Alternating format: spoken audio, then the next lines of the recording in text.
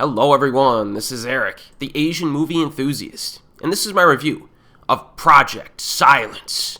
Cool sounding film. The title just grabs you. It's a Korean thriller that had a festival release back in 2023 and a wider release in 2024. And this stars Sun-kyun and Ji-hoon, so good cast right off the bat. After an automobile crash and multiple accidents, the bridge to the local airport is on the verge of collapse, and all survivors have become targets. Due to worsening weather conditions, the bridge has become unpredictable. Amidst the chaos, a pack of experimental killer dogs, which were being transported in secret, are released, and all survivors become their targets. These dogs indiscriminately attack these people, creating a deadly situation. Can the humans defend themselves against this canine threat that was created by the military under the name Project Silence? Well, that's an incredibly dumb premise. I was not expecting this. When I saw the poster online and I just read the general premise that it was a disaster thriller, I thought this was going to be like a generic disaster flick about people on a slowly collapsing bridge, but the addition of genetically modified murderous canines was a nice surprise, I must say.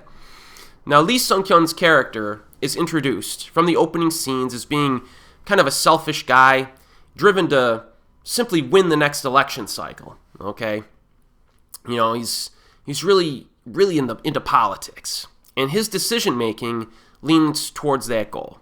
Now, unfortunately, there's not that much meat to his character, really, and he's a very basic protagonist. I've mentioned this many times on this channel. You know, Sun-kyun, one of my favorite actors, you know what I mean, and he will be missed. But he's not given anything really interesting to do in this film. They could have cast anyone in his role, in my opinion, which is kind of a shame. Meanwhile, Ji-hoon is dressed up like he was kidnapped from 1990s pot-smoking American surfer dude culture, is how I would describe this. I was expecting him to say stuff like, "It's so extreme, man," throughout the film. It's just, that seemed to be his personality. Now, is this like a subculture in Korea nowadays, or did they just throw him in as like a joke? I guess I'm not sure. He acts weird the whole film, tries to scam Lee at a gas station.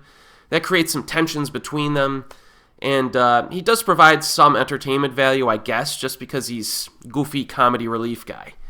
So, I mean, I gotta be honest, Project Silence is one of the dumbest Korean films I've seen in a little while. Premise itself is stupid, but the character decision-making can get just as bad. I mean, Ju's character decides to go to the accident on the bridge. He hears about this accident on the bridge, and he decides to go there to get his money back from Lee, because there was, a miscommunication there, without confirming that Lee was actually involved in the accident. I mean, for all he knows, Lee's character safely got to the airport before the accident happened. So again, there's a lot of plot holes and weird character decision-making. Lee's character, down the stretch, makes some really dumb decisions.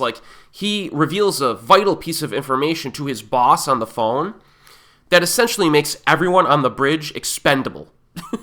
So he basically gives his boss a reason to not rescue them. So this is just bad writing, folks. This is not a well-written film, and it's generic, more than you might think.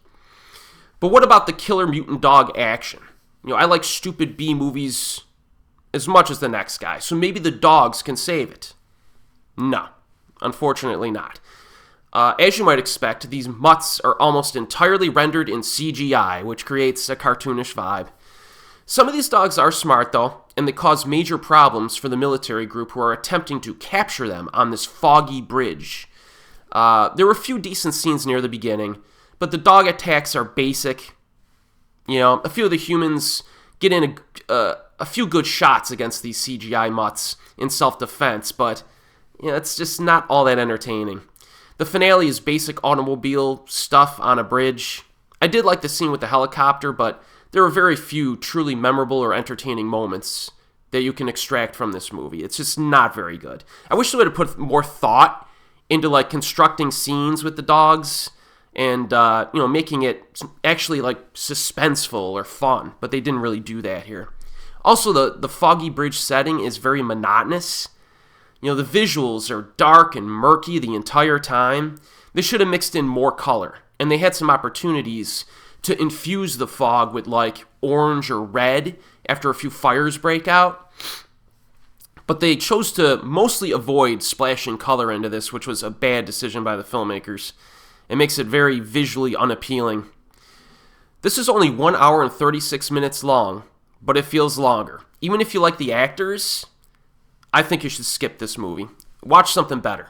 If you want a Korean disaster movie involving fog, check out Exit from 2019. That movie's way better than this.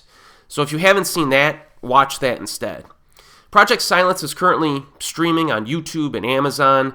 The version on Amazon has an English dub option, but no original Korean language option.